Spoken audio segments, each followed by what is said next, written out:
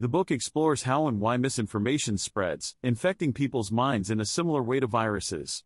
It examines the cognitive and psychological factors that make us susceptible to false or misleading information. Examples are given of real-world incidents where misinformation led people to take dangerous actions, like arson attacks on 5G phone masts due to false conspiracy theories linking 5G to COVID-19. Studies show significant portions of populations in various countries endorse false claims like the 5G COVID conspiracy. Only a small percentage needs to believe to have real-world effects. The spread of misinformation on social media has undermined democracy and polarized societies. It has fueled events like the Capitol riots where many participants were influenced by election fraud conspiracies. The book aims to understand how misinformation works at a cognitive level and explore strategies to build psychological immunity against it, like debunking techniques to preemptively refute claims before people are exposed.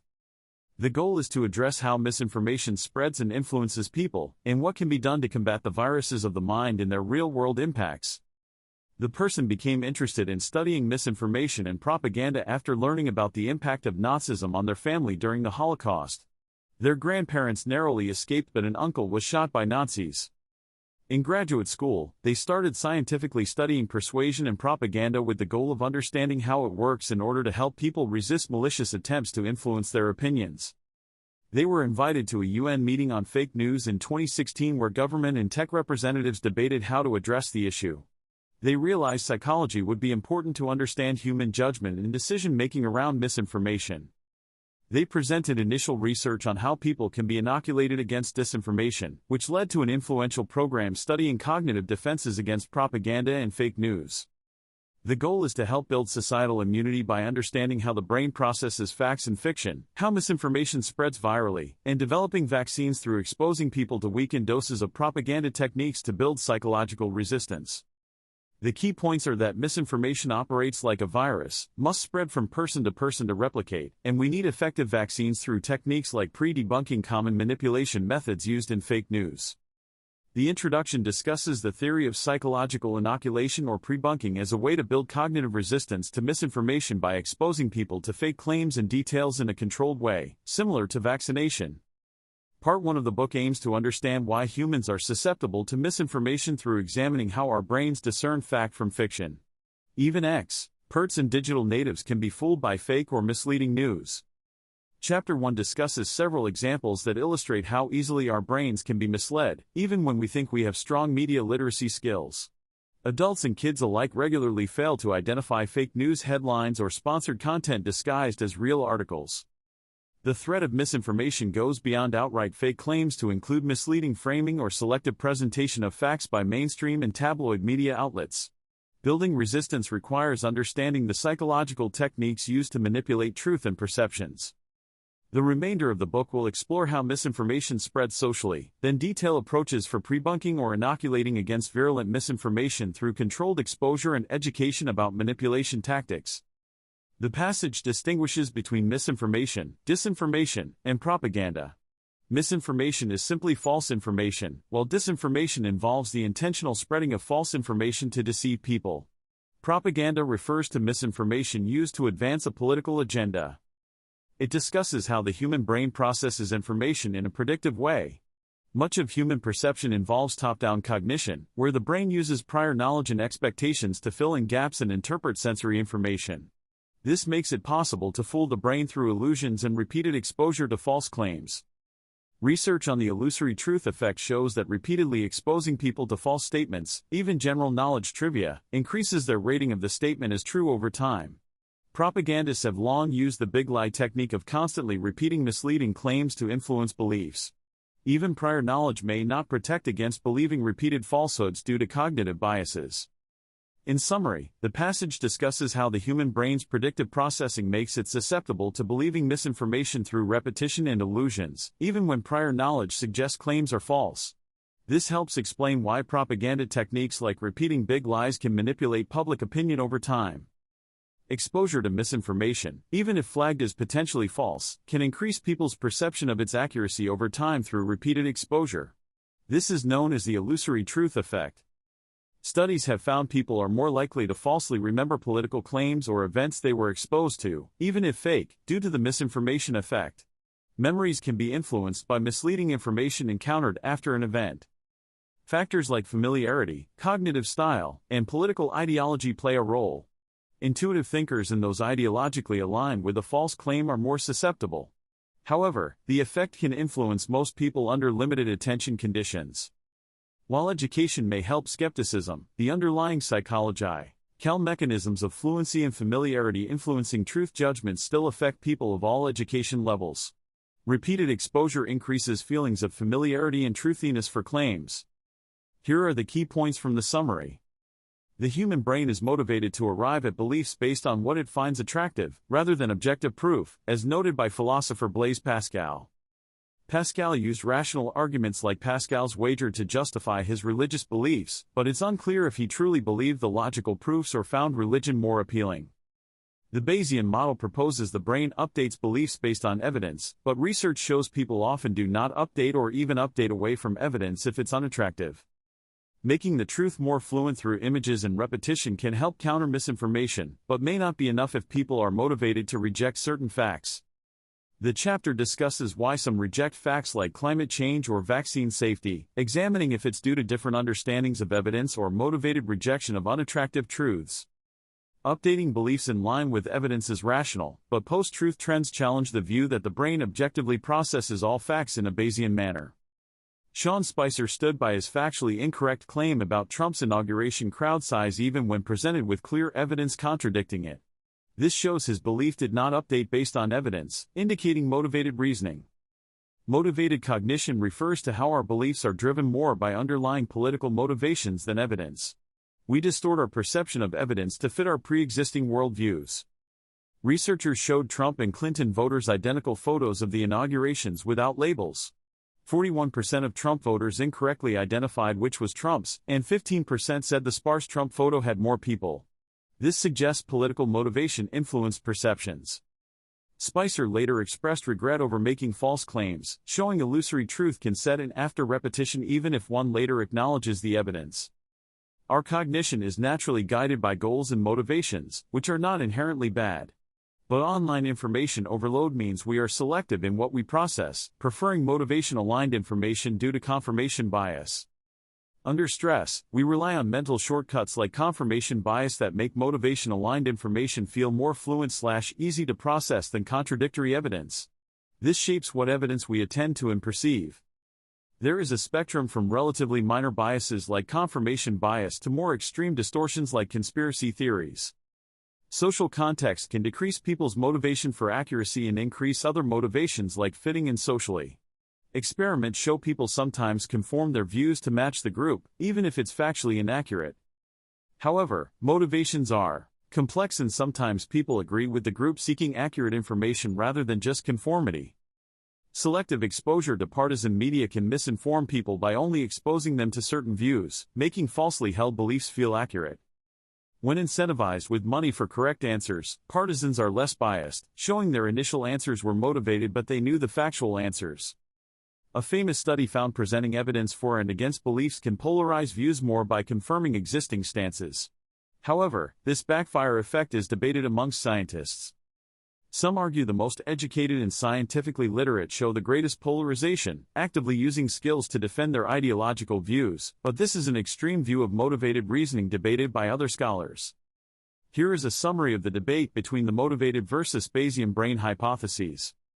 The motivated cognition/reasoning hypothesis proposed by Daniel Kahan and others argues that people are inherently motivated to reject evidence that contradicts their social or political worldviews. According to this view, smarter individuals are better able to rationalize and twist facts to fit their prior beliefs.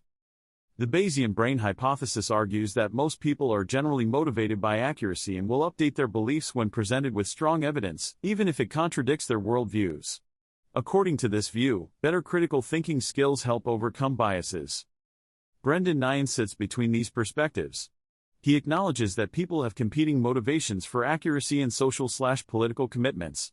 However, he argues that motivated reasoning/backfire effects are more limited than initially claimed and don't always describe average individuals. Nyhan's research on climate change found that while political identity influenced initial beliefs, presenting factual evidence led most people, even conservatives, to update their beliefs towards the scientific consensus. This supports the Bayesian brain view that people can reconsider evidence even if it challenges pre-existing views. 9 concludes that both views contain truths, motivations exist but are not all-powerful, and people often strive for accuracy even at the cost of preferred beliefs. The key is how competing motivations are traded off in a given context. So in summary, the debate centers around how open-minded versus motivated people's reasoning tends to be, and 9 argues both sides are partially right depending on circumstances. Related research finds that people often deny science, not because they don't accept the science itself, but rather because they are averse to the associated policy implications, such as saving energy or wearing masks. The topic of climate change did not feature in the 52 issues examined in the backfire effects study mentioned. The other half of participants in the study were given an unrelated war-D puzzle to solve as a control. The next section discusses the psychology of conspiratorial thinking. Some key points. Conspiracy theories are characterized by beliefs in secret, powerful forces operating behind the scenes with sinister agendas. However, it is rational to be skeptical of actual conspiracies if evidence supports it. Conspiratorial thinking becomes a monological belief system where believing one conspiracy leads to believing others without evidence. Most conspiracy theories are mathematically implausible given the huge number of people that would need to be complicit without leaks. Conspiracy theories are not scientific theories as they start with the premise and look for evidence to confirm rather than updating beliefs based on new evidence. Disconfirming evidence is seen as a cover-up. Due to these traits, conspiracy theories are at the extreme end of motivated reasoning and evidence denial. They represent a rejection of objective grounding in facts and science. The essay discusses Richard Hofstadter's concept of the paranoid style in political ideation, characterized by belief in vast conspiracies trying to undermine a way of life. The author and colleagues found that paranoia and distrust in officialdom strongly shape how political ideology influences conspiratorial thinking. It's unclear if these variables cause such thinking or result from already holding conspiratorial beliefs. Conspiracy theories fulfill psychological needs for making sense of events, feeling in control, and belonging to a community. They offer simple explanations and a sense of uniquely possessing secret knowledge. Belief in inconsistent conspiracy theories is linked, suggesting conspiratorial worldviews operate like quasi-religious systems where inconsistencies are justified by assuming a higher-order conspiracy.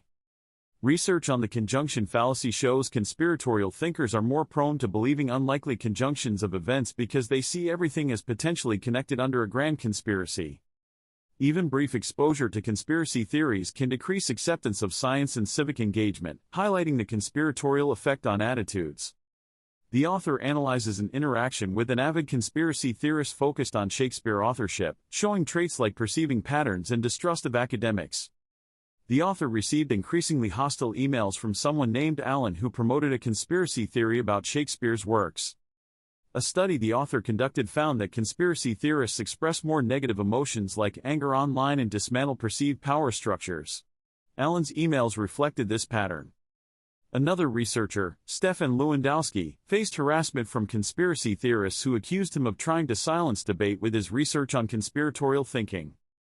Conspiracy theories tend to have recurring traits like contradictory claims, overriding suspicion, assertions of nefarious intent, something must be wrong, portraying themselves as victims, immunity to evidence, and reinterpreting random events. The Plandemic video about COVID-19 exhibited all these traits in claiming the virus was engineered, casting doubt on health authorities, suggesting sinister intentions by scientists, abandoning specifics but insisting something is wrong, portraying themselves as victims, rejecting contradictory evidence, and connecting random things. Conspiracy theories are psychologically appealing as they offer simple explanations and reassurance during uncertain times. Once accepted, they are difficult to let go of.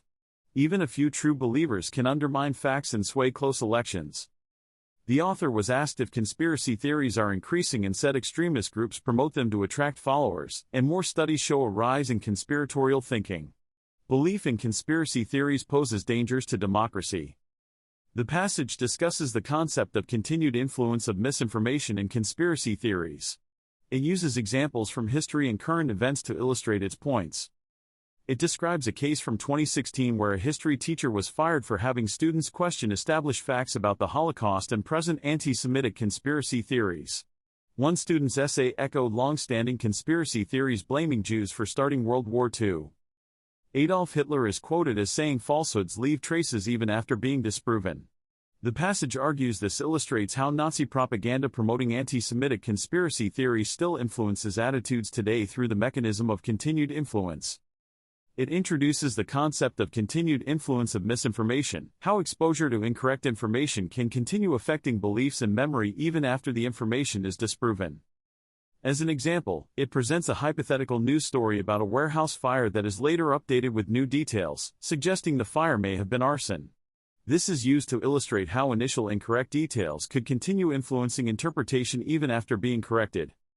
The passage argues conspiracy theories and misinformation spread in today's media environment similarly benefit from this psychological mechanism of continued influence on beliefs, memory, and interpretation. A 1994 experiment showed that corrections to misinformation do not necessarily eliminate its continued influence on memory and judgments. Even after being corrected, people still relied on the initial misinformation when answering questions about the event. This continued influence effect has been demonstrated across many experiments involving thousands of people. Corrections help reduce but do not fully eliminate the misinformation's impact. In 1998, Andrew Wakefield published a fraudulent study claiming the MMR vaccine caused autism. It took 12 years for the study to be retracted. During that time, the misinformation significantly reduced MMR vaccination rates in the UK and elsewhere. Herd immunity levels dropped, allowing measles outbreaks to occur. This real-world example demonstrates the serious damage misinformation can cause, even after being discredited or corrected, due to its continued residual influence on beliefs and behaviors over long periods of time. Corrections are not a complete remedy. The key point is that misinformation has been shown through multiple experiments and real examples like the MMR vaccine case to continue affecting people's memories, judgments, and decisions, even after being corrected or proven false. Corrections are helpful but not fully sufficient due to this continued influence effect. Measles cases rose sharply in the UK after the discredited paper linking the MMR vaccine to autism was published. Rates have improved but haven't fully recovered to pre-scare levels. The media amplified the paper's false conclusions by presenting it as an ongoing debate rather than a scientific consensus. Surveys in 2002 showed over half the UK population thought there was equal evidence on both sides. Vaccine hesitancy spread to the US, where coverage fell below 90% in some states. Outbreaks of otherwise preventable diseases like measles occurred due to growing anti-vaccination sentiment. Robert De Niro, who has a child with autism, initially supported the conspiracy film Vaxxed about vaccines causing autism. This gave an influential platform to baseless claims, despite De Niro later clarifying he's not anti-vax. Misinformation continues to influence people long after being disproven, similar to false reports of WMDs in Iraq. Corrections don't undo the effect of initial claims that fit pre-existing views. Nazi propaganda shows how prior beliefs strongly shape the continuation of misinformation. Regional anti-Semitism in Germany correlated with historical support for anti-Semitic parties decades prior. Here are some key points from the summary. Nazi propaganda was more effective in regions that already had some anti-Semitic sentiments, suggesting propaganda taps into and reinforces existing prejudices.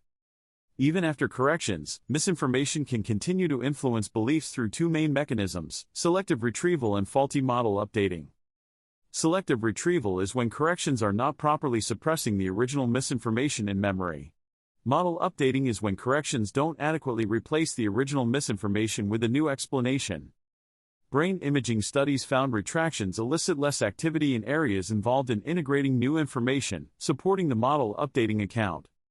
To minimize continued influence, corrections need to clearly stand out from the original misinformation and provide an alternative explanation to fill the gap, rather than just repeating the misinformation to debut. NK it. Neutral, non-threatening corrections like emphasizing scientific consensus can be effective by avoiding directly conflicting with prior beliefs. The truth sandwich format of surrounding a false claim with truths in the opening and closing of a debunk has also been suggested as an effective approach. The key implication is that misinformation is difficult to counteract after the fact, so efforts must be taken to present accurate information in a way that doesn't inadvertently strengthen the original false claims. In ancient Rome, Octavian successfully launched one of the earliest large-scale disinformation campaigns against his rival Mark Antony to gain power. He portrayed Antony as un-Roman for his relationship with Cleopatra and allegiance to Egypt over Rome. Octavian spread propaganda through coins, texts, and messengers to turn public opinion against Antony. The propaganda tactics were similar to modern political smear campaigns. While propaganda has existed for centuries, social media has changed the nature and spread of misinformation. It allows information to spread much faster to more people and in a social context. Misinformation now spreads and replicates like a virus on social media. Platforms struggle to contain the viral spread of harmful false information. The chapter introduces John Rosenbeek, a graduate student from the author's lab who was traveling to Silicon Valley to research misinformation spread on social platforms and how companies address the issue. John traveled to Facebook headquarters, now Meta, in Menlo Park, California to do research with WhatsApp as part of a grant. WhatsApp was dealing with a misinformation problem, especially in India, and reached out to researchers for help. Rumors on WhatsApp had led to mob lynchings that killed over 24 people. The researchers conducted surveys in Indian villages that found most people used WhatsApp daily and often shared information without verifying it first. This revealed a pattern that was spreading misinformation. Historically, misinformation spread slower by things like messengers on foot or printed newspapers. But WhatsApp allowed information to spread almost instantly to massive numbers of people, amplifying the risks of believable falsehoods. Its speed, reach, and how people perceive content on the platform fundamentally changed how misinformation propagates. The researchers worked with WhatsApp to understand the problem and help develop policies to reduce the spread of harmful misinformation, especially in India where WhatsApp had its largest user base. WhatsApp allows people to easily share information with private groups of up to 256 people. A message can then be forwarded by each group member, exponentially increasing the spread. In places like India, large WhatsApp groups are more common compared to Western countries. Many Indians belong to multiple groups. Misinformation can spread quickly rough these interconnected groups. Other platforms like Twitter and YouTube also enable rapid and widespread sharing of content. High-profile users like Obama have millions of followers they can instantly reach. Viral videos have received tens of millions of views within days. We can think of the spread of misinformation analogously to infectious disease transmission. The basic reproduction number, R0, represents how many people an infected individual shares misinformation with. For misinformation, R0 may be higher than for biological viruses due to factors like lifelong infectious periods and ability to spread through any digital contact. A 2018 MIT study analyzed over 126,000 fact-checked news stories spread on Twitter. It found false news diffused significantly farther, faster, deeper and more broadly than the truth due to the network effects of social media. The speed and scale of information spread online enables falsehoods to reach many more people than in the pre-internet era. Research from MIT found that falsehoods spread much more broadly on social media than truths. False news was shared by more people and reached up to 100x more individuals than true stories. Lies spread about 6x faster than the truth. Fake news was particularly effective during the 2016 U.S. election and political fake news spread the fastest. The results remained the same even excluding bots, showing humans spread misinformation more. On WhatsApp, misinformation spreads especially fast because messages come from trusted friends and family within private groups. There is also social pressure to forward messages. WhatsApp's end-to-end encryption means messages can't be traced or moderated. While they've tried to slow forwarding, links can still spread quickly. Videos on WhatsApp are seen as credible evidence, but shallow fakes like an anti-kidnapping PSA from Pakistan have been shared out of context in India and directly led to violence. While platforms aid spreading, the root causes include pre-existing beliefs, tensions, and low digital literacy in some areas that make people more vulnerable to false claims resonating with their motivations. Cows are sacred animals in Hinduism, the largest religion in India comprising 80% of the population. Minorities like Dalits and Muslims are often falsely accused of cow slaughter/smuggling and attacked by Hindu nationalist vigilante groups as a result. This has increased tensions between religious groups. WhatsApp has significantly amplified the spread of misinformation related to these issues. One analysis found messages expressing prejudice against minorities. Some argue WhatsApp is being scapegoated and does not create biases, but simply amplifies existing societal tensions. Others say it actively shapes perspectives through personalized filtering and echo chambers. The speed of social media adoption far outpaced analysis of its psychological and societal impacts. It has hanged how rumors spread and people interact online in ways that may influence real-world conflicts. Addressing technology alone will not solve deeper political and cultural issues that divide groups in India. In summary, cattle sacredness in Hinduism has led to violence against minorities in India falsely accused of cow crimes. WhatsApp greatly magnified this issue by spreading related misinformation and prejudices between divided religious communities in a way that may influence offline conflicts. Caleb was introduced to far-right content on YouTube by following recommendations from an initial Jordan Peterson video. He started consuming more and more extremist content that reinforced his anxieties. This created an echo chamber where his views were amplified within a closed online system, avoiding contradictory perspectives. Echo chambers can fuel radicalization. Caleb was eventually able to break out of the echo chamber by exposing himself to alternative views, like those on the ContraPoints YouTube channel. Many radicalized people report spending a lot of time online consuming conspiracy theories and far-right content, though not everyone who goes online becomes extreme. Filter bubbles refer specifically to algorithms personalizing content based on an individual's online history and behavior. This can amplify politically biased sources. Experiments show search engine results manipulated to favor certain political candidates can significantly influence voting preferences, demonstrating the power of algorithmic filtering. YouTube's algorithm, which optimizes for user engagement, helps drive people deeper into echo chambers by recommending increasingly extreme content related to their initial searches. This shows how filter bubbles and echo chambers interact online. Studies have found evidence that YouTube's recommendations can lead people down a rabbit hole of extremist content over time. One study found a 70% likelihood of recommendations leading to other conspiracy theory videos. More recent research directly tracked users' YouTube recommendations and views. They found 9% of users viewed at least one extremist video, and 22% viewed alternative videos. About 40% of alternative channel recommendations and 30% of extremist channel recommendations led to similar content. However, extremist recommendations were unlikely for mainstream viewers.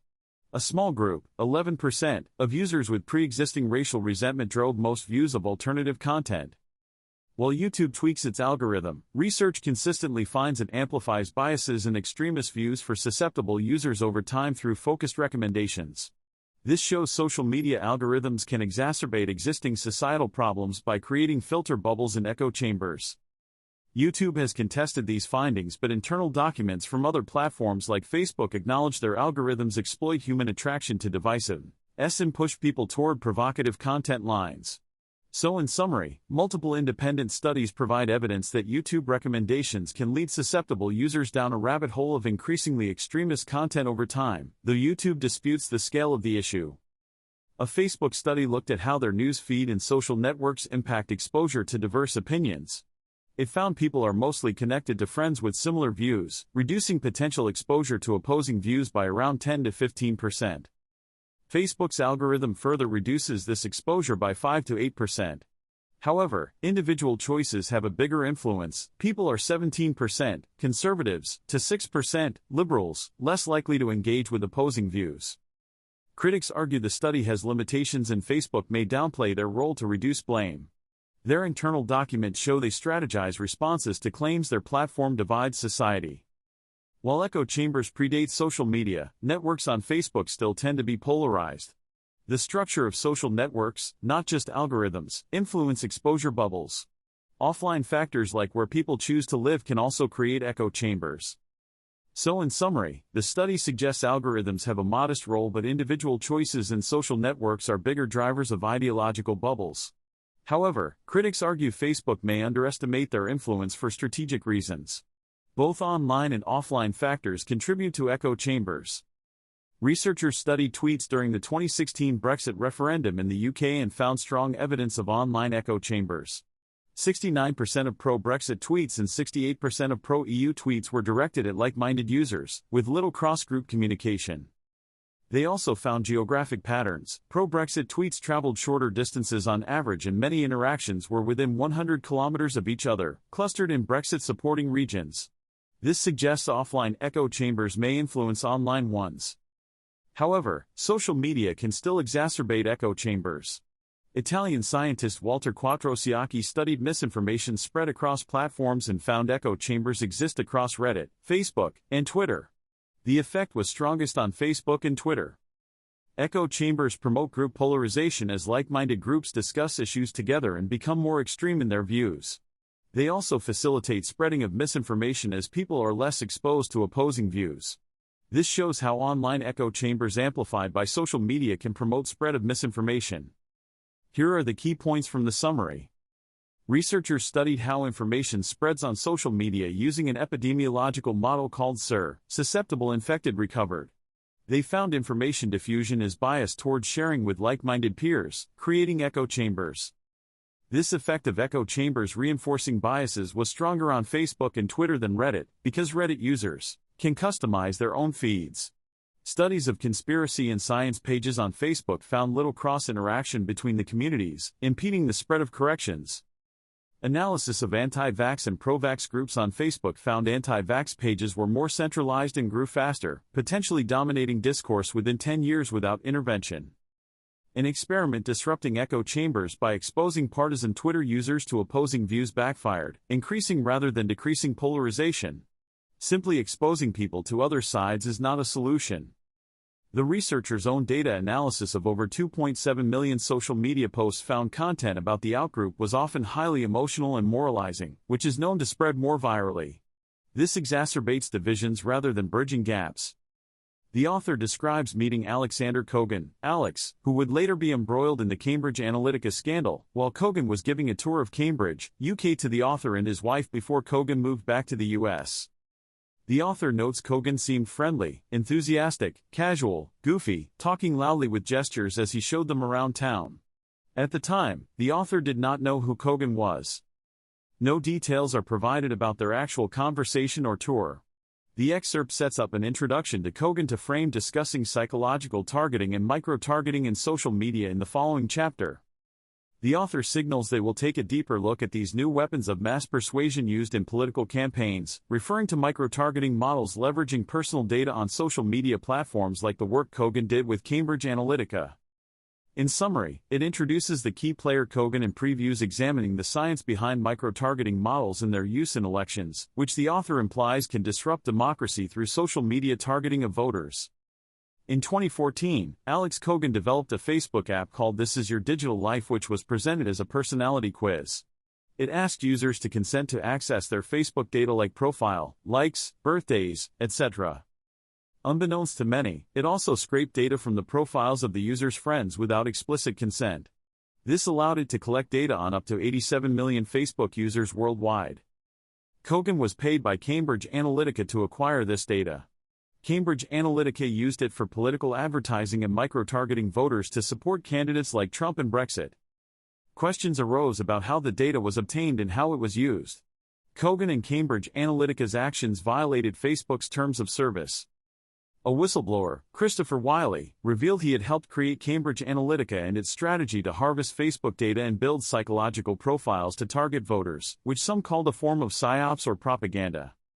The scandal highlighted issues around data privacy, micro-targeting, and the potential influence of campaigns on elections through sophisticated use of personal data and analytics. It triggered regulatory investigations and debate around tech companies and political advertising. Alexander Nix of Cambridge Analytica boasted that the company could predict the personality of every American adult and micro-target political messages accordingly. Whistleblower Christopher Wiley discovered that Cambridge Analytica was planning to use psychological targeting to start racial tensions and disengage voters in the 2016 U.S. election. He left the company after this.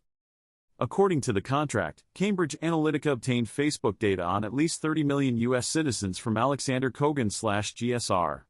They claim not to have used this data for political targeting. The UK Information Commissioner's Office investigated and found systematic vulnerabilities in democratic systems related to personal data use in politics. However, the effects of micro-targeting and influence of fake news on elections are still scientifically debated. Many studies find campaigns have little direct impact on voting decisions. While some fake news stories in 2016 favored Trump, analyzes estimated average exposure to fake news was about one story per American. Studies also found people cannot always accurately recall what news was real or fake. So the influence of fake news on the election outcome remains unclear. Alcott and Gensko found that most fake news in 2016 was pro-Trump and spread on social media, but they estimated exposure was limited and not enough to significantly impact the election results. Later studies by Lasers Group analyzed social media data and found that a small minority of superspreaders and superconsumers accounted for most of the fake news sharing and consumption. On average, people were exposed to 10 to 15 fake news stories during the election period. However, the author notes limitations in how these studies define and measure fake news exposure. Real exposure could be higher, like 25% rather than 5% of potential exposures. This could mean an average of 50 fake news articles/month instead of 10.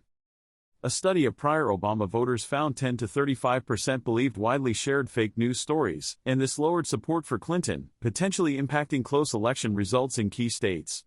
However, this was not a randomized controlled experiment. In summary, estimates of fake news impact vary widely, from having little effect to possibly influencing the election through concentrated spreading and beliefs that shifted some votes. The true influence remains unclear given limitations of existing studies. Cambridge Analytica obtained detailed voter registration files that contain demographic and consumer data on American voters. They used this data to micro-target voters. Alexander Kogan provided Cambridge Analytica with psychological trait data derived from the Facebook profiles of millions of users who had taken Kogan's personality quiz app. By merging the voter files with this Facebook-based psychological data, Cambridge Analytica created rich profiles on individual voters that included predicted personality traits and issue positions. This additional psychological data improved their micro-targeting models beyond what could be achieved using just demographic and consumer data. It allowed them to predict stances on issues like climate change or gun control based on an individual's digital profile. Researchers had previously shown it was possible to accurately predict personality traits from Facebook activity and social media data using machine learning algorithms. This provided proof of concept for the kinds of models Cambridge Analytica was developing using Kogan's Facebook data. By combining detailed voter profiles with predicted psychological traits, Cambridge Analytica aimed to micro-target voters with highly customized political messages, potentially influencing election outcomes. However, the full impact is difficult to measure precisely. Kaczynski and Stilwell conducted research showing they could predict personal attributes like gender, politics, ethnicity, and sexual orientation with high accuracy, 80 to 95%, based solely on a person's Facebook likes. They could also predict psychological traits like the Big Five personality dimensions to a lesser extent, with correlations around 0.3 to 0.4, translating to about 60 to 70% accuracy. Later research by Kaczynski, Stilwell, and Match showed they could effectively micro-target ads on Facebook based on personality by targeting likes associated with different levels of traits like extroversion and openness. In an experiment, they created beauty product ads targeting either extroversion or introversion. People high in extroversion were 50% more likely to purchase if shown the extroversion-targeted ad rather than the non-targeted ad. This showed that personality predictions from Facebook likes, while imperfect, could still be accurately enough to micro-target ads and potentially influence purchasing behavior based on an individual's predicted personality traits. The article describes 3 studies on the effectiveness of micro-targeting advertisements based on personality traits. The first study targeted people to download a beauty app based on their level of openness. Ads tailored to individuals' predicted trait of openness increased clicks by 38% and installs by 31% compared to mismatched ads. The second study looked at a bubble shooter games ads. Tailored ads for introverts outperformed the standard message in increasing clicks by 30% and installs by 15%. A third experiment on a simulated social media platform found that political ads favoring a Green Party were substantially more effective, 35% higher voting intentions, when tailored to individuals' predicted extroversion/introversion. Fear-based messages also worked better for RTS and positive ones for extroverts. The researchers found accuracy in predicting traits depends on how indicative a Facebook like is for that trait. With highly predictive likes, accuracy could reach 82% for openness and 61% for agreeableness. However, targeting the most accurate traits limits reach. While average persuasion from political ads is small, micro-targeting can increase efficiency by identifying receptive subgroups, facilitating profitable return even at low conversion rates. The studies provide convincing evidence that micro-targeting works to change opinions during high-stakes elections. Micro-targeting involves testing thousands of slightly different ads on millions of users to find what precisely pushes their buttons. Prominent examples show its impact. The Brexit Vote Leave campaign spent most funds on Aggregate IQ, a firm linked to Cambridge Analytica. Their targeted digital ads may have tipped the small 4% victory. The Trump campaign also heavily used micro-targeting, testing up to 50,000 versions of ads. Some key audiences like deterrence voters who discouraged turnout were disproportionately people of color. A simulation showed micro-targeting always beat traditional campaigns, needing to reach far fewer voters to win. A real 2018 Texas election experiment found targeting abortion-related ads at competitive districts women did increase turnout. While one ad may not sway elections, large campaigns spending millions allowing precise targeting of messages exploiting biases could influence outcomes, as the Trump campaign internally labeled their $40 million Facebook effort Project Alamo. So in summary, while any one ad or message may not decide elections, the ability to test thousands of tailored ads on millions of users and precisely target key groups allows exploiting vulnerabilities at scale, which simulations and real campaigns suggest could potentially sway close national elections. Micro-targeting of political ads on social media allows campaigns to exploit small persuasion effects at large scale by targeting millions of susceptible individuals. Digital footprints reveal personality traits that predict openness to persuasion. Experiments show ads targeted based on Facebook likes can influence political views. Targeting the most susceptible maximizes impact. This is a powerful new weapon of mass manipulation. Being aware of micro-targeting attempts is the first step toward gaining psychological immunity. However, bans on political ads don't fully address the problem since targeting can still occur in covert or indirect ways. Both direct effects of fake news on voting and indirect impacts of eroding trust in institutions must be considered to understand the total influence on elections. Private companies now offer propaganda services in many countries, showing the threat is growing. What's needed is a vaccine, a way to preemptively inoculate people against online manipulation through developing critical thinking skills and awareness of persuasion techniques. The goal is to produce psychological resistance to malicious influence campaigns. In the 1950s, captured American soldiers in North Korea were subjected to communist re-education programs that came to be known as brainwashing. There were concerns they had been convinced to abandon their American ideals and values. Psychologist William McGuire proposed that, similar to how vaccines work biologically, it may be possible to make people resistant to propaganda and persuasion attempts through cognitive vaccination. Inspired by studies showing pre-exposing people to counterarguments could inoculate them better than just hearing one-sided arguments, McGuire suggested weak doses of persuasive attacks could stimulate mental defenses. He argued captured soldiers lacked defenses because capitalist ideals were cultural truisms no one questioned. Pre-exposure to weaken persuasive challenges, then refutation, could work like a psychological vaccine that prepares the mind.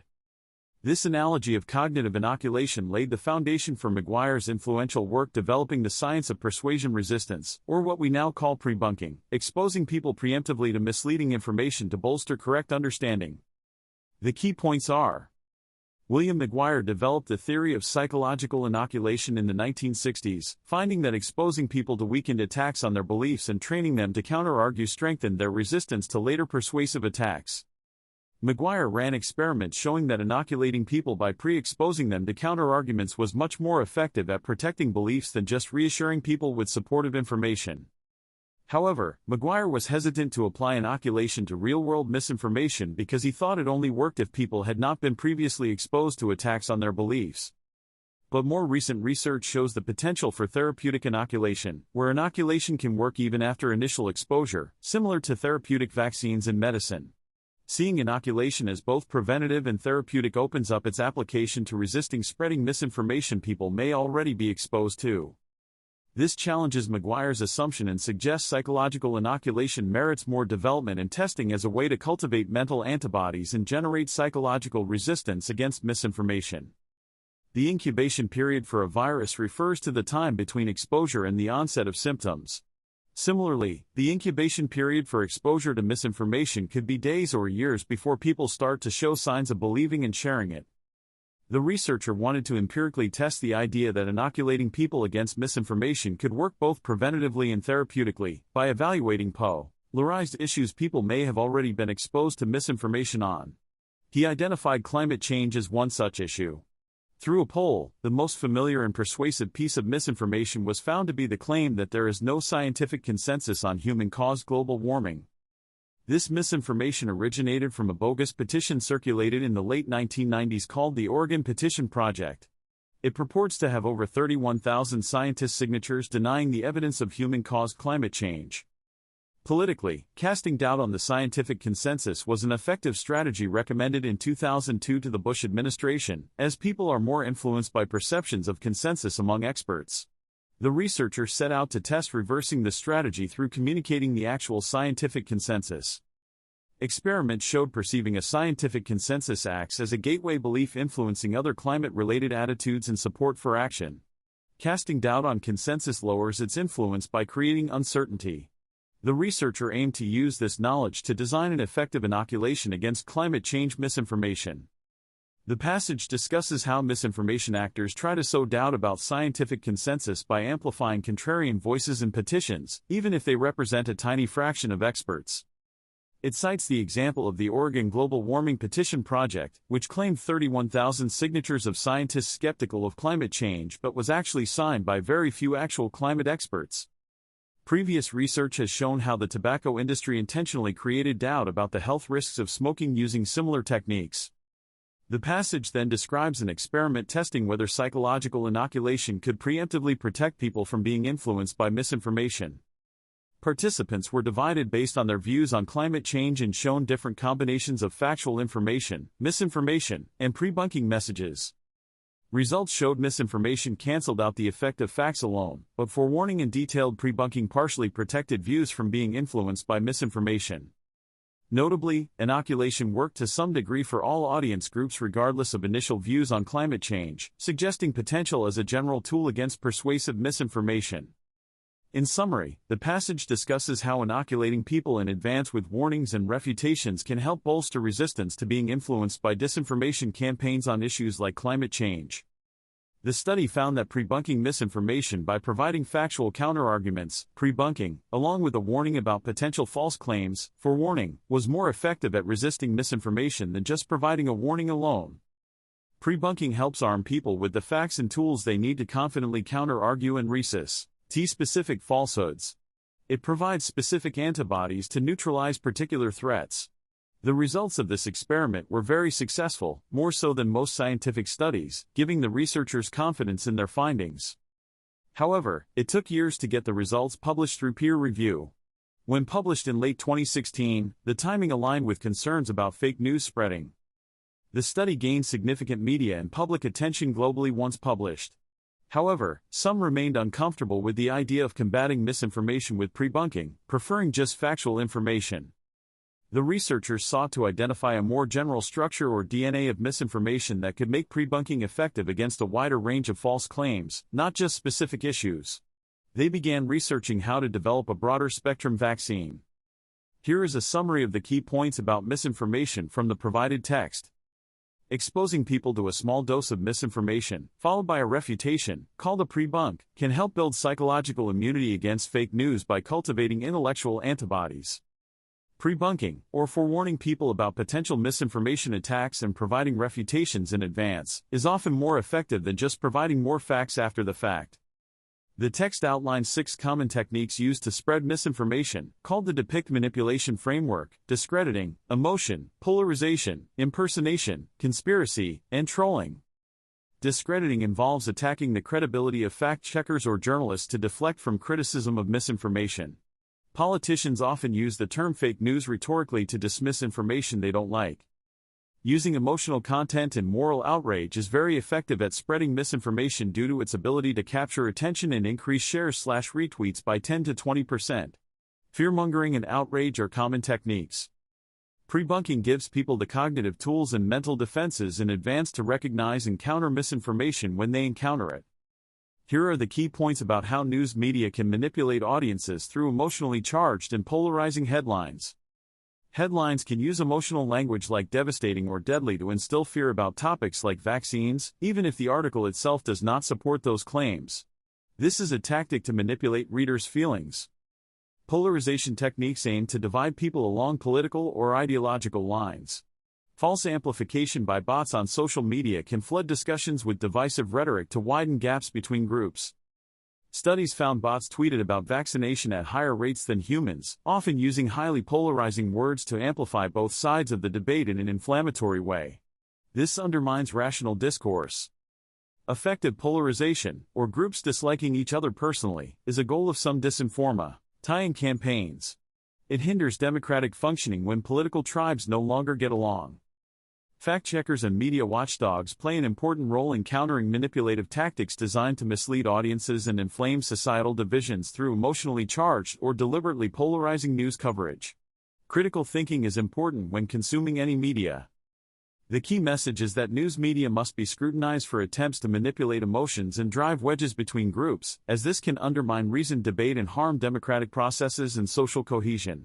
Fact-checking and monitoring for polarization are part of countering problematic techniques. Conspiracy theories gain traction when they leverage real events that people care about and cast doubt on mainstream explanations. Examples mentioned include Pizzagate linking Hillary Clinton emails to child trafficking, Sandy Hook linking the shooting to gun control efforts, and Plandemic linking COVID-19 to anti-vaccination views. The Russian Internet Research Agency, IRA, also known as the Trolls from Olgino, employed hundreds of people to spread propaganda and sow societal divisions online. A former employee, Ludmila Savchuk, provided insights into their operations. IRA trolls posed as real people with fake profiles and commented on various issues. Their goal was to influence U.S. and Western opinions, with a focus on the 2016 U.S. election and amplifying societal divisions.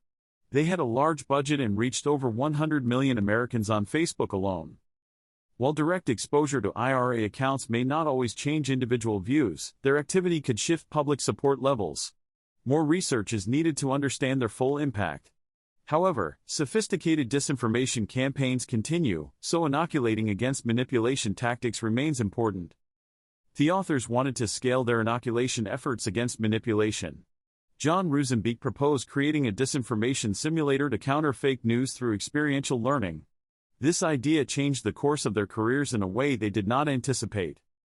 The authors developed an idea for an active inoculation approach to build people's resistance to fake news, by letting them generate their own counterarguments rather than just providing rebuttals. They were inspired by Severus Snape's defense against the dark arts lessons and wanted to make it fun and engaging rather than a boring lecture. Their major idea was an interactive online game called Bad News that simulates a social media feed and allows players to take on the role of a fake news propagandist, exposing them to weakened doses of actual misinformation techniques. They piloted an initial card game version with students and found it increased skepticism of a fake news article they were shown afterwards.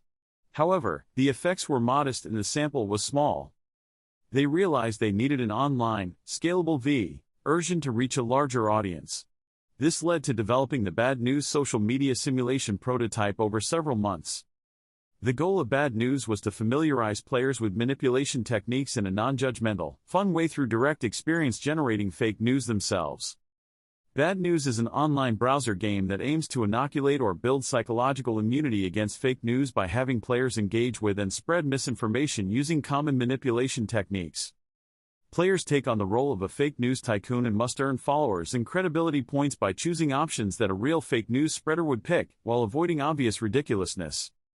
The game exposes players to the 6 degrees of manipulation over multiple levels/badges, including impersonation, spreading emotionally charged or controversial content, using denialism, discrediting fact-checkers, and spreading conspiracy theories. An experiment was built into the game to test if it improved players' ability to identify fake news by quizzing them before and after playing. Over 40,000 people participated initially. Analysis of about 15,000 valid pre-post responses seemed to indicate improved resistance to misinformation.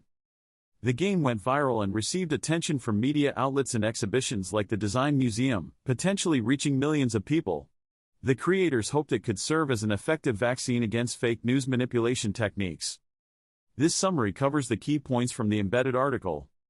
The researchers conducted experiments embedding simulated tweets with fabricated news headlines to test if people could spot techniques of media manipulation after playing an online game called Bad News. The game aimed to inoculate players against misinformation by exposing them to different types of manipulation techniques. Initial results found players rated headlines using manipulation tactics as less reliable after playing, while factual headlines remained highly rated. This showed the game was working as a vaccine against misinformation. However, the researchers identified limitations like the sample skewing toward certain demographics and need for a randomized controlled trial. A follow-up study recruited participants randomly into a treatment group that played bad news or a controlled Tetris playing group. It replicated and strengthened earlier findings. Playing the game also significantly increased people's confidence in correctly judging fake news, showing the hypothesis about confidence was correct. While results were promising, the researchers noted everything decays over time unless boosted, so more study is needed on the longevity of the effect from playing bad news. So in summary, the researchers conducted experiments that found their online game bad news showed potential as a vaccine against media manipulation techniques, but further rigorous testing was still required. Our immune systems contain memory T cells that remember past infections and allow for a faster response if the same pathogen is encountered again. However, antibodies from vaccinations wear off over time. Psychological vaccines against misinformation are also expected to have reduced efficacy over time due to imperfect memory and outside influences. Additional research studied the long-term effects of a psychological vaccine called bad news, which teaches people to identify misinformation techniques. Initial studies found the effects persisted for months when people were repeatedly exposed to misinformation. But it was discovered this was due to the repeated testing boosting people's immune response. A third study with only a single follow-up found the effects had decayed significantly after 2 months, with around 64% of the initial effect gone. Like medical vaccines, psychological vaccines require boosters like reminders or re-exposure to refresh people's immunity over long periods of time to counter forgetting and lost motivation.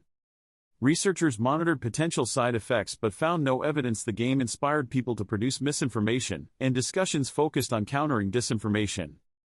Interactive games like Bad News that simulate misinformation online can serve as an effective psychological vaccine by helping people build resilience against fake news and decrease intentions to spread it. However, the effects of such vaccines wear off over time, so regular booster shots are needed to sustain long-term effectiveness. The goal is to achieve psychological herd immunity at a community level by vaccinating enough people that misinformation can no longer spread widely. Computer simulations suggest vaccinating a large portion, though not 100%, of a population could significantly reduce fake news transmission over time. The challenges are how to reach enough people at scale with the vaccine, and address vaccine hesitancy among some groups. Partnering with organizations like the UKFCO helped mass produce and translate bad news internationally, making the vaccine freely available to more people around the world. This helped test effectiveness across cultures. The summary focuses on the key ideas about using psychological vaccines and simulations to potentially achieve herd immunity against misinformation at a group level, and partnerships that could help scale such interventions more widely. The researchers were able to scale their previous fake news intervention Bad News internationally by translating it professionally into other languages and gathering data on its effectiveness around the world. An independent team also replicated the findings in India. They created a kids' version called Bad News Junior which used more age-appropriate content. They received positive feedback from educators worldwide about how much students enjoyed playing it and learned from it. At the start of the COVID-19 pandemic, the UK Prime Minister's office contacted them about designing an evidence-based campaign to counter COVID misinformation. They worked closely with the government to develop a new, shortened game called Go Viral, targeted specifically at COVID misinformation techniques. Go Viral simulated a social media platform and exposed players to weakened doses of fear-mongering, fake experts, and conspiracy theories about COVID to build resistance. It was translated internationally and could be easily shared online. They conducted a large randomized controlled trial comparing Go Viral to a passive infographic condition and placebo to test its effectiveness in improving ability to identify fake news. Early user testing feedback on Go Viral was also positive. SCO conducted an experiment showing people how to spot fake news and conspiracy theories. Participants were shown social media posts with and without misinformation strategies like fear-mongering and fake experts. After exposure to the misinformation techniques in a Go Viral game, participants improved at discerning fake from real posts, became more confident in evaluations, and were less likely to share misinformation. A global rollout of Go Viral faced political delays from the UK government but eventually launched with support from UN, WHO, and government communications officials on social media. Cambridge researchers then partnered with U.S. government agencies like the State Department and Department of Homeland Security to create another game before the 2020 U.S. election. The goal was inoculating people against foreign adversarial propaganda and disinformation. While details of the U.S. game are incomplete due to national security risks, the work aimed to protect the perception of elections from influence operations spreading misinformation like a virus and undermining what voters believe is true. The State Department worked with researchers to develop an interactive game called Harmony Square to educate people about disinformation tactics and inoculate them against such techniques. Harmony Square shows scenarios based on influencing a local election and polarizing debate around putting pineapple on pizza. It depicts the 4 steps of spreading disinformation, targeting a nonpartisan issue, amplifying debate with bots, escalating it, and taking it mainstream. Testing showed playing the game helped people better identify disinformation techniques and made them less likely to share polarized or misleading content. Further games were developed to address other issues like extremism recruitment. Researchers found exposing people to weakened doses of techniques and simulations helped inoculate them. Tech giants like Google, Facebook, and WhatsApp were interested in the research and approached the researchers regularly. Google tested using the bad news game themselves. Google's Jigsaw incubator was working on projects like Redirect to counter online extremism by serving curated videos in response to certain searches to redirect people away from extremist propaganda. The author and colleagues started working with Google again after being reconnected by a mutual colleague, Beth Goldberg. Beth was interested in using their inoculation techniques to create short debunking videos that could be scaled on YouTube to build herd immunity against misinformation. They identified common rhetorical techniques used to spread misinformation, like scapegoating and false dichotomies. The authors created animated inoculation videos using these techniques, like one that addressed false dichotomies using a Star Wars example. Tests showed the videos improved people's ability to identify manipulative arguments and decreased willingness to share misleading posts. Beth's idea was to place the debunking videos in non-skippable ad spots on YouTube before content likely to contain misinformation. This would automatically immunize viewers before exposure and avoid issues with opt-in interventions. So in summary, the authors collaborated with Google/YouTube to develop and test inoculation videos addressing common misinformation techniques, with the goal of scaling them on YouTube before related misleading content. Tests showed the videos helped build resistance to manipulation. The passage discusses using psychological inoculation to protect friends and family against misinformation. It provides an example from the movie A Few Good Men to illustrate how inoculation works. In the movie scene, the prosecutor lays out the undisputed facts of the case up front, that the defendants killed their fellow Marine. He then issues a warning, the forewarning part of inoculation, that the opposition defense lawyer will try to misdirect and dazzle the jury with obscure terms and arguments but will have no actual evidence. This serves as an inoculation by preemptively weakening and exposing the misleading tactics the defense will use, making the jury resistant to being influenced by them.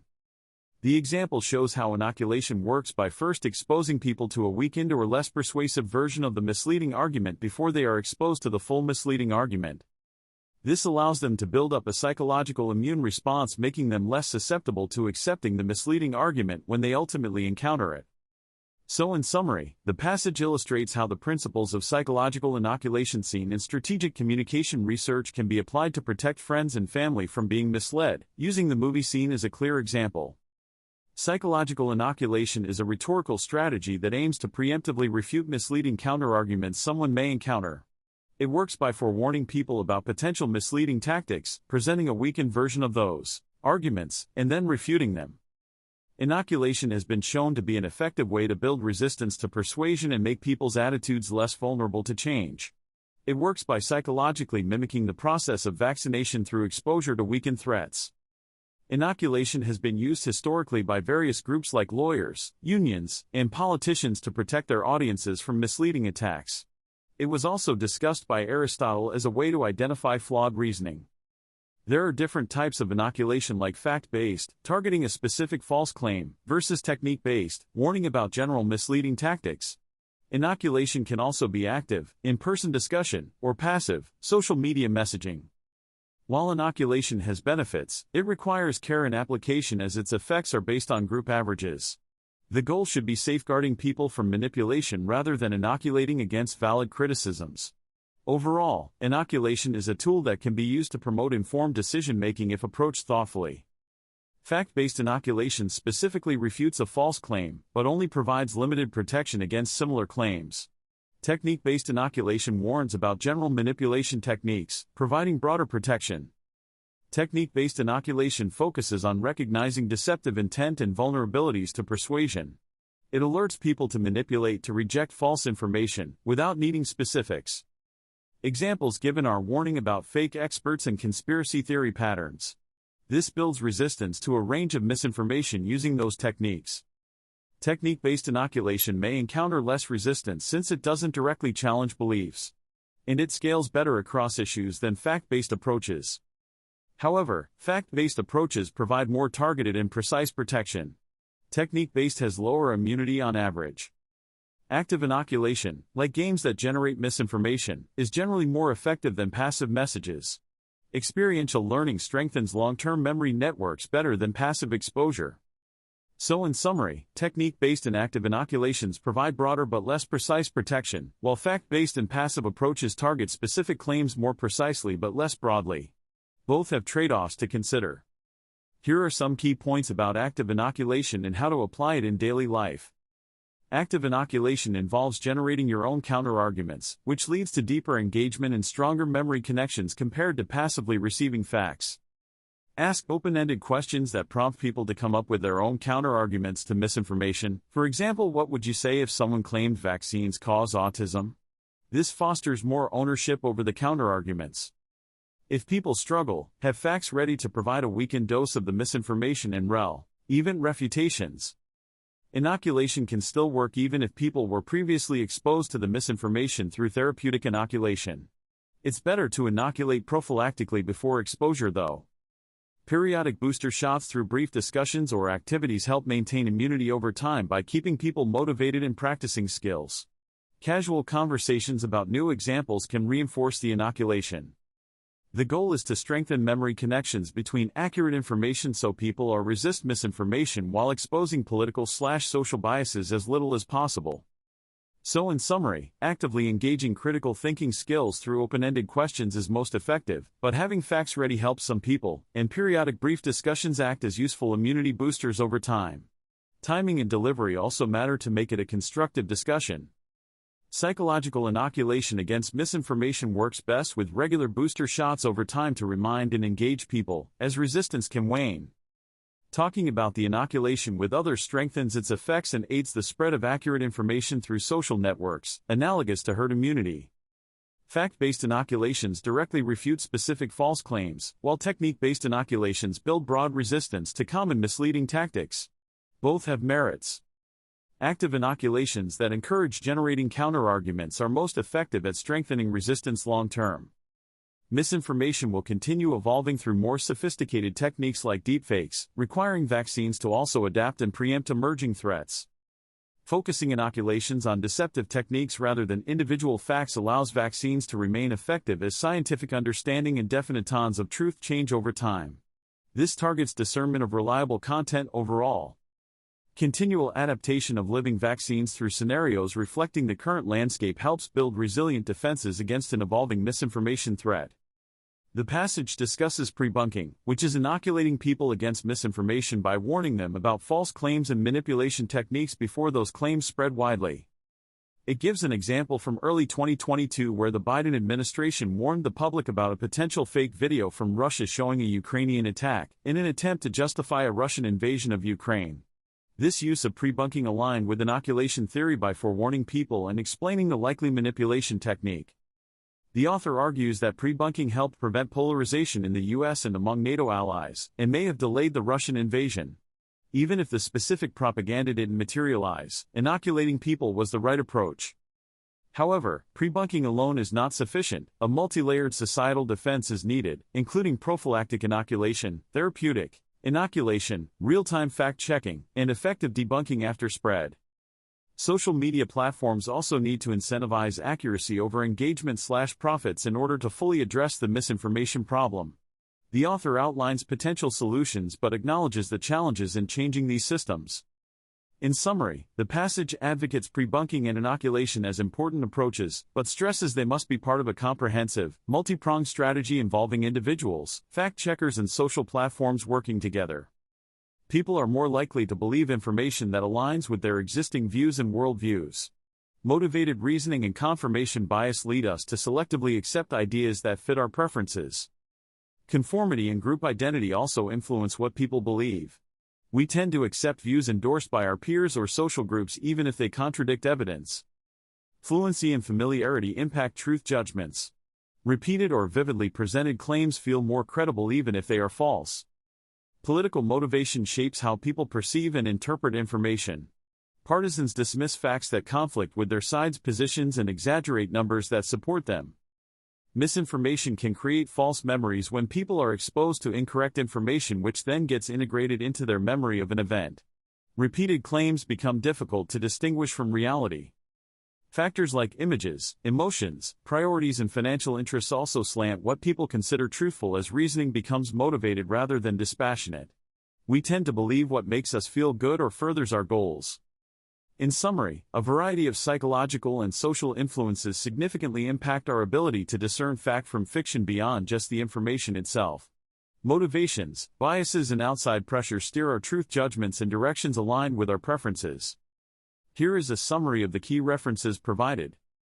The quotes from the X-Files come from a 1994 episode that helped popularize the phrase "the truth is out there." Carter, 1994. Data on belief in conspiracy theories about aliens, the flat Earth, COVID-19, QAnon, and more are referenced from polls by Ibbotson, 2021, YouGov, 2018, Public Religion Research Institute, 2021, and Ruzenbeek et al., 2021. Hofstadter's 1964 concept of the paranoid style in politics is cited, as is research applying this to explaining belief in conspiracy theories, van der Linden et al., 2021. Studies look at how conspiracy theories form monological belief systems resistant to corrections. Goertzel, 1994, Williams et al., 2022, Ruzenbeek et al., 2020. The concept of the continued influence effect where corrections don't undo initial misinformation is reviewed. Johnson and Seifert, 1994, Lewandowski et al., 2012, Walter and Tukaczynski, 2020.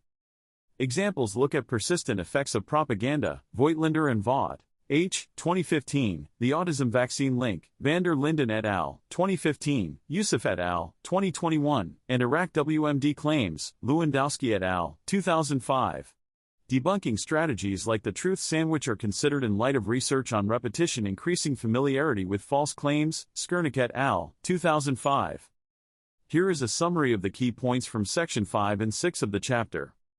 Section 5 discussed misinformation throughout history, providing examples from ancient Roman propaganda between Octavian and Antony, as well as more modern instances like WhatsApp lynchings in India that spread due to viral sharing of misinformation. Sources included accounts from historians like Dio Cassius and researchers who studied the specific events.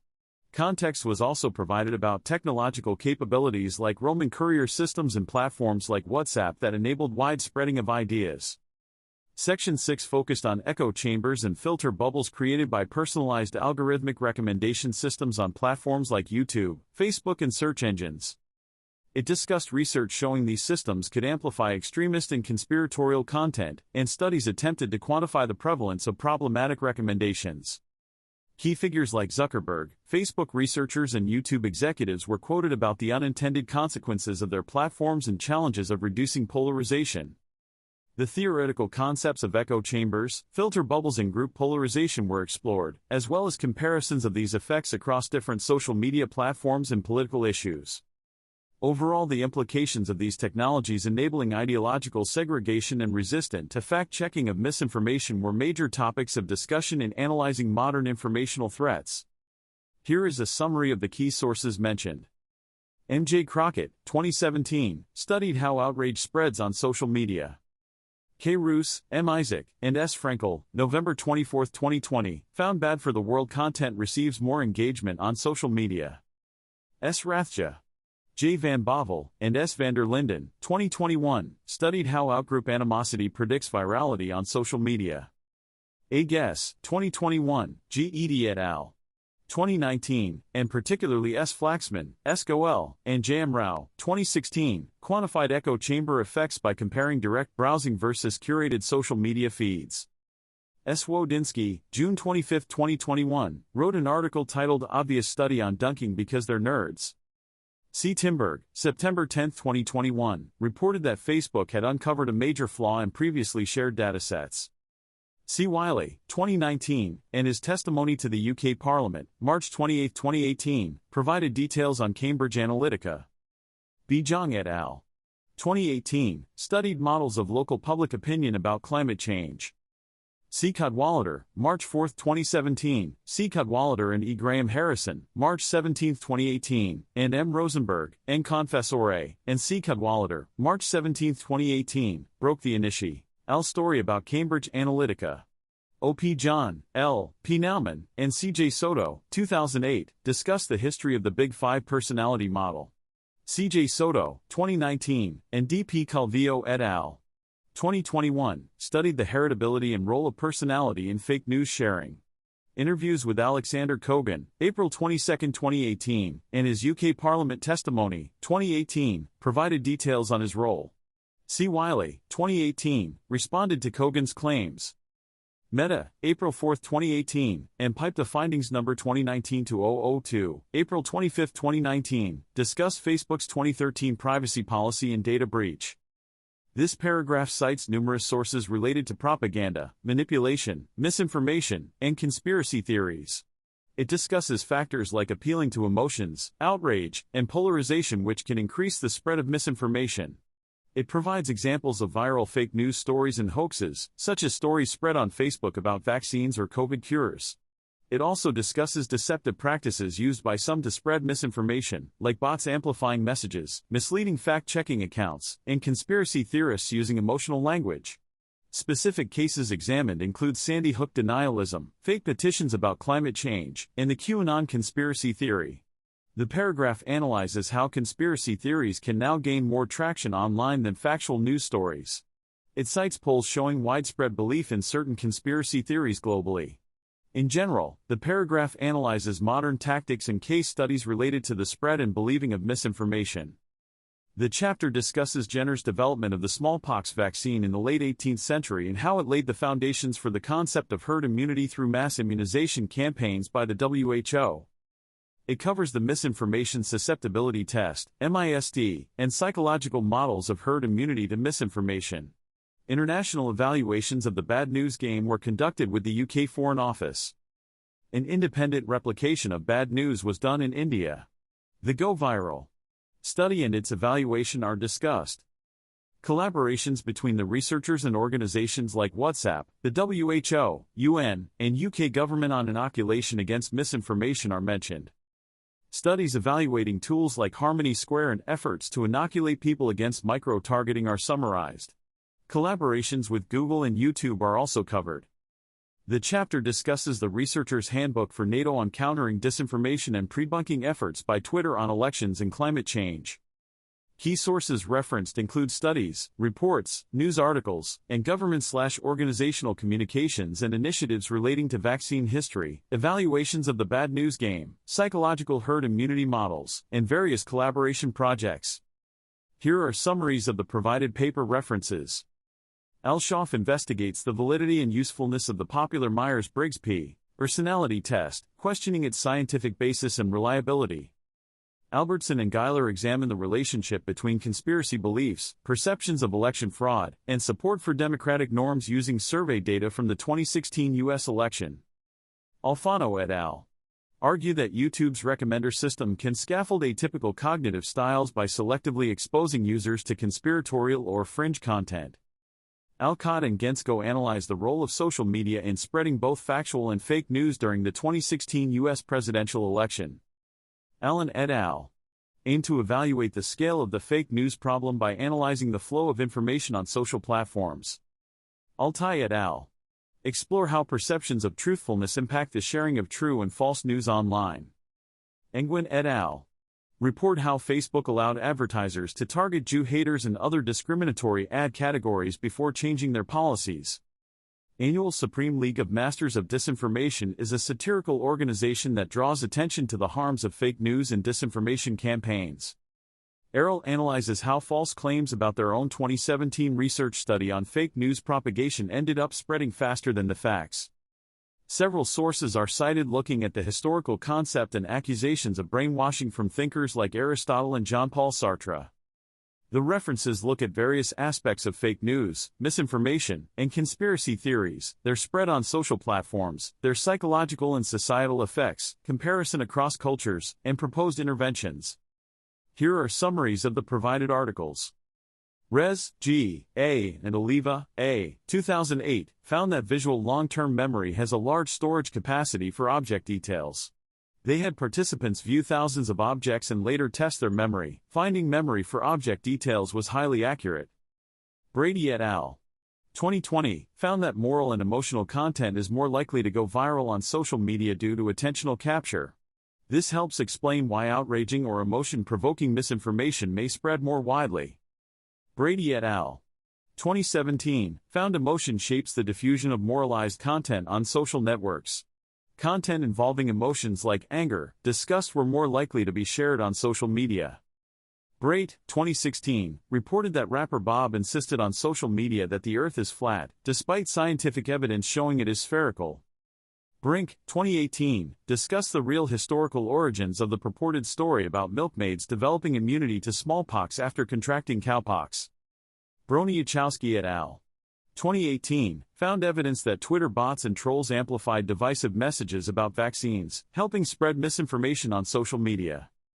Brown and Enos, 2021, analyzed voting records of 180 million Americans and found increasing partisan sorting, with fewer mixed communities. Bump, 2017, reported there is no evidence to support claim that Trump's inauguration was the most watched ever. Available data suggests Obama's 2009 inauguration had larger audiences. Burgess et al. 2006, examined the MMR vaccine and autism controversy in the UK from 1998 to 2005, arguing it was an example of failed risk communication that led to public outrage. Burgess, 2018, discussed measures WhatsApp announced to fight spread of fake news, like forwarding limits and clear labeling of forwarded messages. The articles discuss the effects of misinformation and how attention, emotions, and social networks can facilitate the spread of inaccurate claims. They also examine controversies like vaccines, political rhetoric, and scientific issues like climate change. Here is a summary of the news article. A man from Merseyside in the UK has been jailed for 6 months for setting fire to a phone mast. The 31-year-old man pleaded guilty to arson at Liverpool Crown Court. In April 2020, during the beginning of the COVID-19 pandemic, there was a rise in conspiracy theories falsely linking 5G networks to the spread of the virus. The man admitted he had seen social media posts claiming that 5G technology was dangerous. On May 3, the man set fire to a phone mast in Kirby, Merseyside using a lighter and tissue paper. The fire caused around £10,000 of damage. Thankfully, the phone mast did not collapse and no one was injured in the incident. However, these types of arson attacks on critical infrastructure can put lives at risk. The judge said the man was succumbing to the crazed theories online and that his actions were very serious and could have had major consequences. His defense stated he regretted his actions. The article condemns such arson attacks and emphasizes that there is no credible evidence linking 5G to COVID-19. Public attacks on phone infrastructure can cause major problems to emergency services and others who rely on mobile networks. Here is a summary of the provided sources. Many of the sources discuss misinformation and disinformation, examining how it spreads on social media and the goals of those spreading it. Some look at specific cases like the Plandemic movie or hydroxychloroquine claims. A few analyze the language and strategies used by conspiracy theorists. Several analyze psychological factors that make people susceptible to believing false or unsupported claims. Several discuss fact-checking efforts and strategies to combat the spread of misinformation, like improving media literacy or labeling credible information. A few sources provide historical context on propaganda techniques and analyzing their use by groups like the Nazis. Some sources report on experiments studying phenomena like illusory truth effect, echo chambers, and how memory can incorporate false information. A few discuss individual cases like the retracted Andrew Wakefield study linking vaccines to autism or disputed claims about climate change. The sources come from a variety of sources like academic journals, news articles, government reports, and historical texts. Many take a psychological or communications perspective on the topics. Here are the key points from the references. Howard et al. 2019 studied how the IRA used social media to influence polarization in the U.S. from 2012 to 2018. Hunter, 1950, discussed brainwashing tactics used by Chinese communists to force people into their party ranks. Hussar et al. 2022 analyzed how politics are algorithmically amplified on Twitter. Huang et al. 2021 studied the effects of disinformation using deepfakes and the protective effect of media literacy education. Ibbotson, 2021, looked at where conspiracy theories are more likely to be believed according to a YouGov survey. Ika, 1999, put forth conspiracy theories in his book The Biggest Secret. Ipso, 2016, summarized a ruling on a complaint against the Sun newspaper by Muslim organization Mend. Information Commissioner's Office, 2020, investigated Cambridge Analytica's use of personal data and political influence. Ingram, 2020, discussed Twitter's launch of pre-bunks to counter election misinformation. Most summarize several references related to propaganda, misinformation, conspiracy theories, fact-checking, inoculation against misinformation, and social media's role in political polarization. Here is a summary of the sources. Lewandowski et al. 2022 discusses how science can be embroiled in conflict and recommends strategies for combating misinformation and conspiracy theories while still allowing for public debate. Lewandowski et al. 2020 provides tips for how to spot COVID-19 conspiracy theories. Lewandowski et al. 2020 is the Debunking Handbook 2020, which provides evidence-based recommendations for debunking misinformation.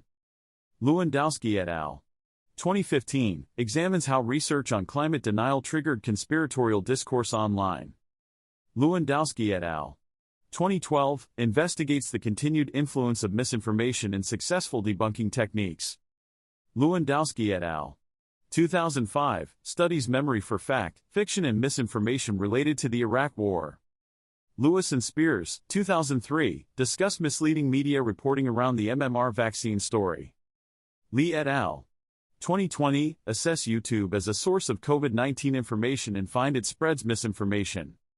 The sources focus on strategies for combating misinformation through evidence-based debunking techniques, as well as case studies examining how misinformation spreads and is remembered online in specific controversies like climate change and vaccines. They provide empirical research and recommendations for limiting the influence and spread of false claims. Unfortunately, there is no article or document with the exact title there with a sword thinking Hess a lizard _N_5C360422E4B05B16BCFCB3D5. The references you provided do not seem to relate to that title. Could you please double-check the request and probably do more context if needed? As it stands, I do not have enough information to summarize the specified document. Here is a summary of the key points from the articles. Washington Post article argues Facebook doesn't want to strongly discourage extremism because it sees engagement as good for its business and ad sales, even if that engagement comes from outrage or misinformation. However, Facebook spokesperson says extremism is bad for business. De Niro pushed for screening of anti-vaccine film Vaxxed at Tribeca Film Festival in 2016 but faced criticism from public health community. Most popular climate story on social media in 2016 told 500K people climate science was a hoax according to analysis. Perceptual fluency or ease of understanding can influence judgments of truth independently of actual truth based on psychological research study. Poll found share of Trump voters believing Biden won fair and square declined to 9% in 2022 from 17% in 2021 amid declining trust in U.S. democracy. YouTube executive discussed platform's challenges with algorithmically recommendationing users to extremist content. Neat articles described YouTube's role in radicalizing users.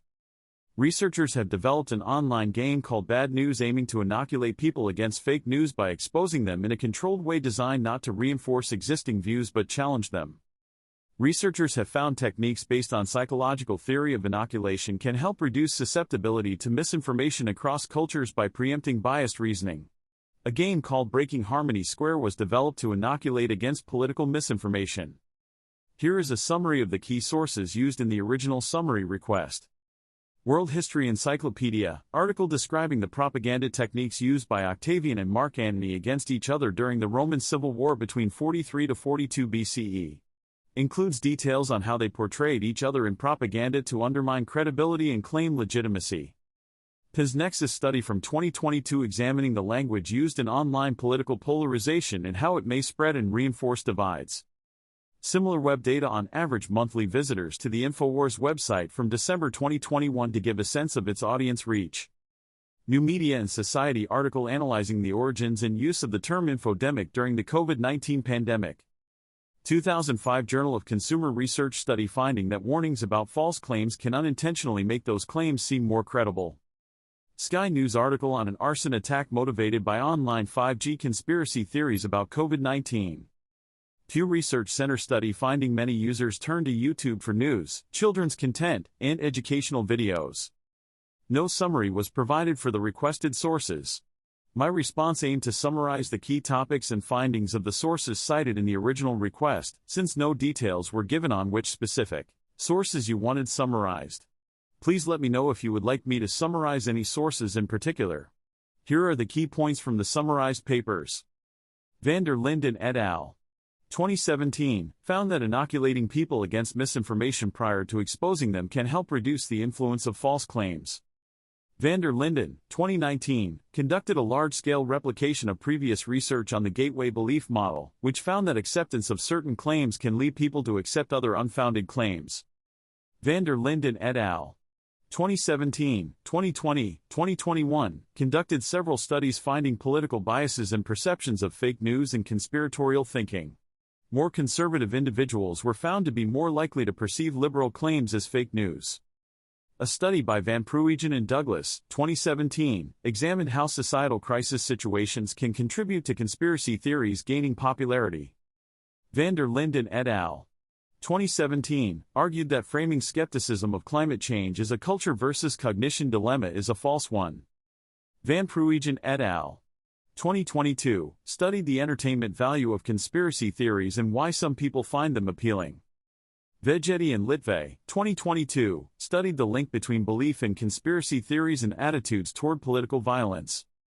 Several papers examine the spread and influence of misinformation online, through studies of YouTube recommendations, political ads on social media, and the sharing of true and false news online.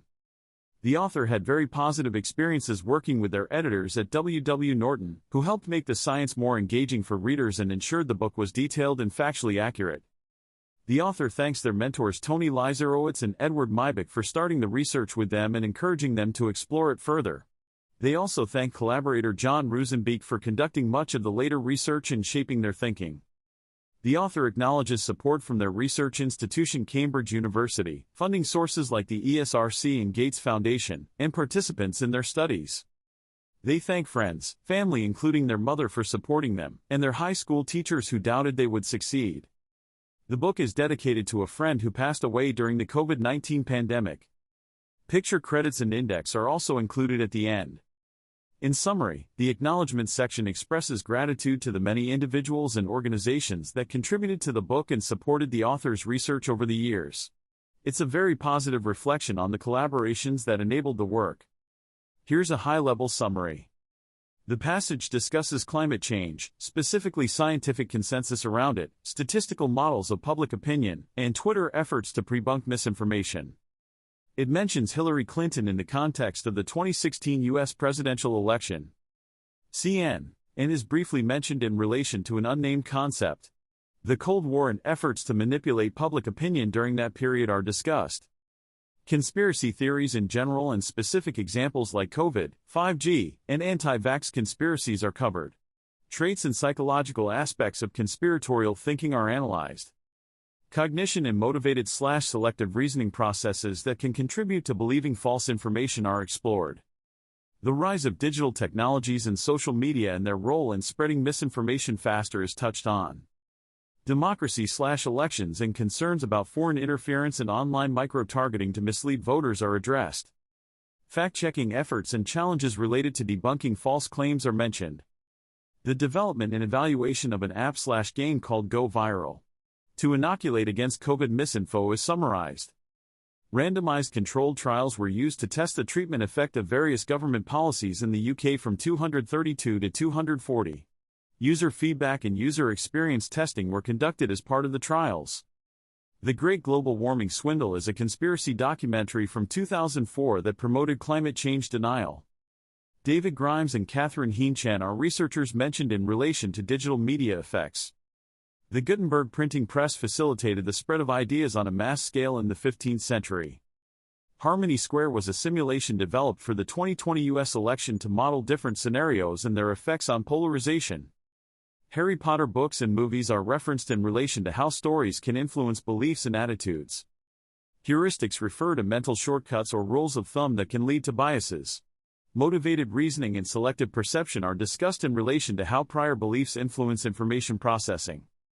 The Holocaust and efforts to deny it are discussed in the context of the continued influence of misinformation even after being disproven. Randomized controlled trials, user feedback, and user experience testing are discussed in regards to evaluating the impact of government policies and digital technologies.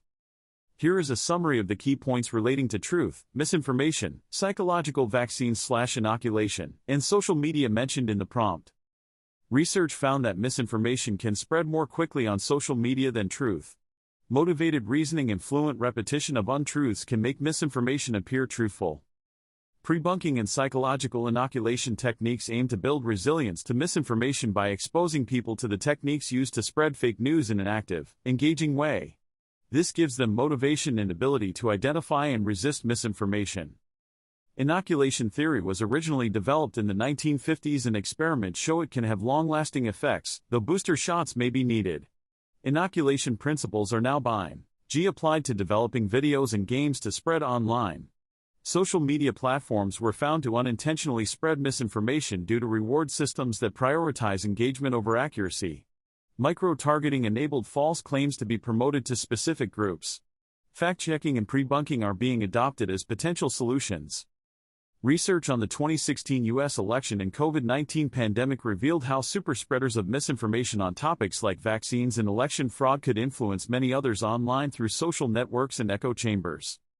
Psychological antigens or techniques were proposed to help build resistance, such as identifying conspiratorial thinking patterns and avoiding echo chambers that may spread misinformation. Here is a brief summary of the passage. Discusses Neil deGrasse Tyson and his views on conspiracy theories. Mentions the 2022 Russian invasion of Ukraine and how it relates to conspiracy theories and misinformation. Provides details about the UK's Foreign and Commonwealth Office, FCO, in their response to COVID misinformation. Notes the role of the UN and UNESCO in addressing online harms.